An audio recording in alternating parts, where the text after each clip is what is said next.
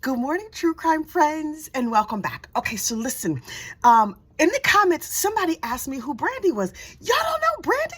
Child, everybody knows Brandy. That is one Miss Brandy Nicole Chartwell. Although I think she is wait, I always call her Chartwell. She's Churchwell. Brandy Churchwell of Churchwell Charts. We love a Churchwell chart, y'all. She will map out everything that's happening in the case and give us a complete timeline with graphics and everything. She's my favorite. Hey, Brandy girl, if you're watching this. So anyway, yesterday, Brandy mentioned gossip, rumor, and innuendo on her live stream because I spend my days hanging out with Brandy and the gang over there at the 13th Juror. And she mentioned us, so we have a lot of new gossip friends. Welcome. Grab yourselves a cup of coffee and sit on down. And child, we have tea to dish. But just so that you understand how this works, we don't obsess with facts and things like that. People show up here so they can find out like the quick and dirty of what happened with the case. And child, I have all the gossip. I do research, and by that I mean I look around on the internet and I read comments, and then I come and just give it to you straight. All of this is my opinion and for entertainment purposes only, but because you know I ain't trying to get sued. But so listen.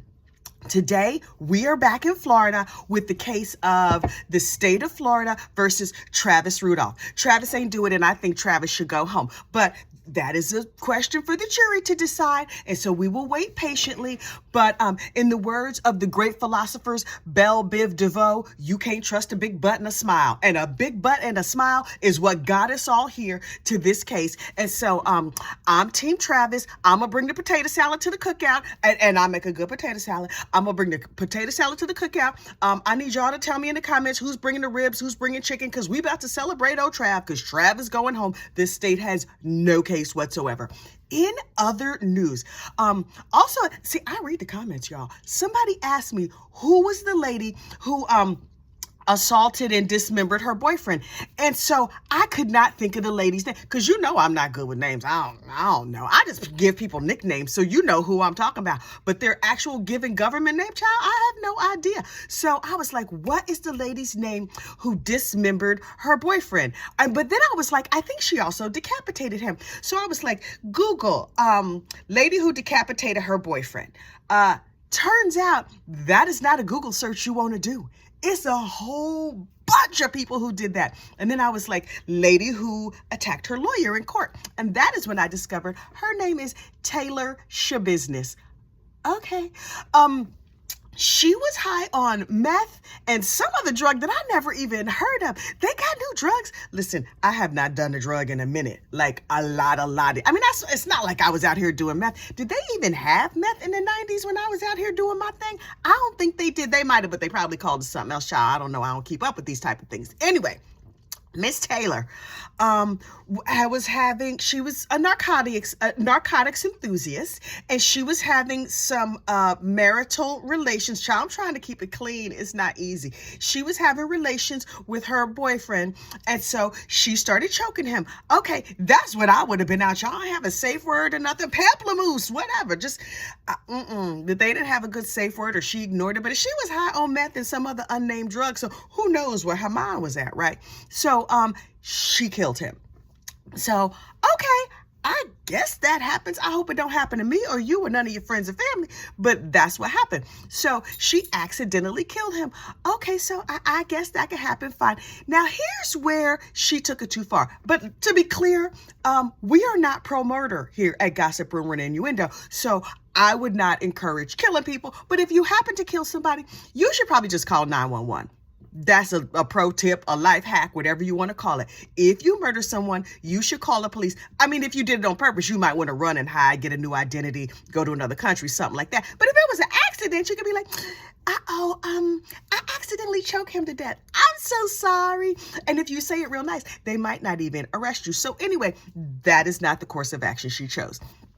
In her narcotics haze, she dismembered him and decapitated him, and then reportedly continued to perform other intimate acts on his body. I have questions. I have so many questions.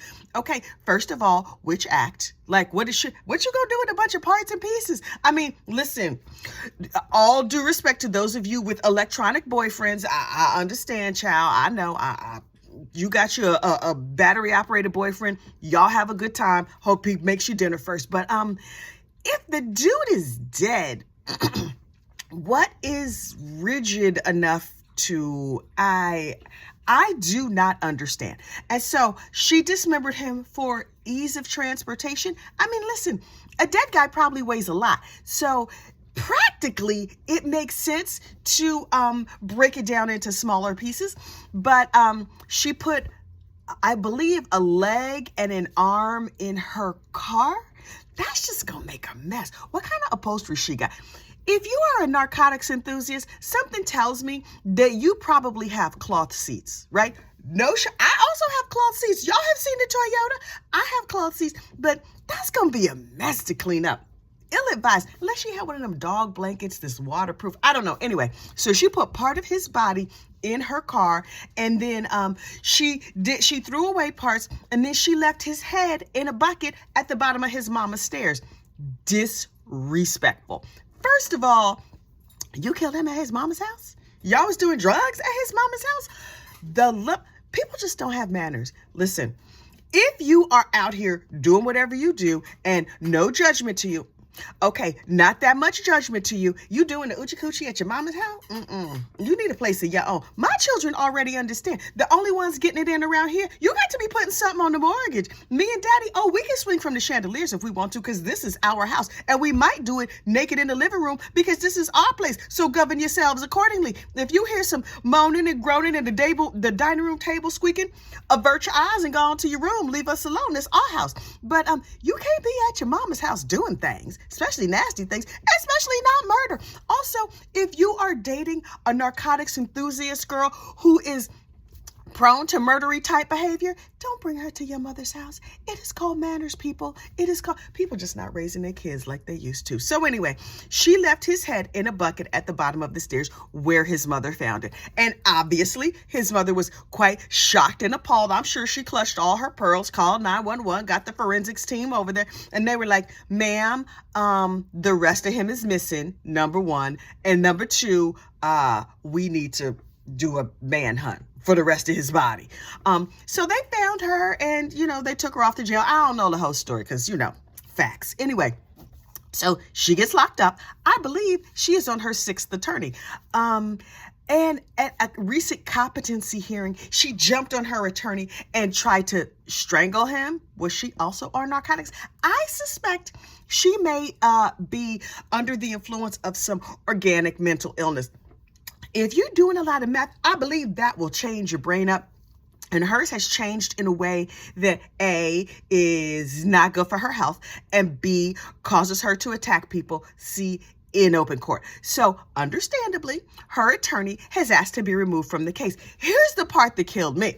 So she's sitting there with the handcuffs. Her hands are chained, I believe, to her waist, and her feet are chained to something. She all trussed up like a pig, right? But they're like, okay, should we go have the trial on this date or that date or whatever? And out of nowhere, she jumps up and attacks her attorney. Maybe that was the meth talking. Does meth leave remnants that make you still crazy well after the fact? I don't know how that works. So anyway, the attorney was like, help. And the deputy jumped up, held her down. They cleared the courtroom. It got her under control. Did they put her back next to the attorney? If I was that attorney, I would be like, she's going to need to sit over there. Can y'all just wrap her entire body in duct tape, Lori Vallow style? Because this heifer is not sane. So the judge, once they were back on the record, just acted like nothing happened. What has that judge seen in his career that causes him to be like, oh, yeah, she just attacked an attorney, so now we have to go back. But I want to see everything. I want to know everything. Can I get a copy of her file? I'm going to need a copy of her file because I need to read through it. Could you put it on audiobook? Because I'm busy. I have things to do. So her lawyer has been requested to be removed from the case, and the judge was like, okay, we'll take that up at the next hearing. And while they had Taylor on the floor, she was like, what happened? Does she have more than one personality? I think it's called DID. They used to call it multiple personality disorder, and now they call it DID. I don't know what the DID stands for. Y'all should Google that. Also, the police probably won't come to your house if you Google that. If you Google decapitated her husband or her boyfriend or whatever, you gonna want to clear your history. You gonna want to go. I should have thought to go incognito before I did that search. I tell these murderers all the time, if you're gonna Google something crazy, just do it on the incognito section. I sometimes sometimes call that incognito, but that's just between me and my friends. So anyway, she might be suffering from some organic mental illness that is exacerbated by her narcotics enthusiasm. And so she's going to get a new lawyer, which means her trial is going to get pushed back yet again. And I will be perched. I will be right here just waiting to see what Crazy does. But can you just take a plea? Can you just be like, listen, I am clearly out of my mind. I need mental health assistance. I know she's not going to plead not guilty. Like, how you going to plead not guilty? Lady, oh, wait. The best of all, when the cops found her, they were like, excuse me, ma'am, hi, how you doing? Listen, we're here about the dead body. And so she was like, oh, yes, come on in. Can I make you tea? That's probably not exactly what she said. I'm summarizing. So they came in and they sat her down and they were like, so what happened? And she was like, well, me and what's his name were just hanging out and I forgot what the safe word was. And so, things happen. And they were like, you left his head in the house. And she was like, this is a quote. This is an actual quote. I can't believe I left the head. Ma'am, I'm going to need you to focus on the major portion of the case. That was not the problem. The murder, that's the real problem here. But I get the feeling she does not have a deep understanding of how us here on planet Earth, how all of that works. So she was confused. I hope that she is able to enjoy the hospitality of a state mental facility for a very, very long time to come, because we do not need this heifer out here in the streets with us. People in Wisconsin, y'all are not safe. If you are in a Wisconsin prison, ask for a room away from hers. Talk to the front desk or something. I don't know how prison works. Is there a concierge?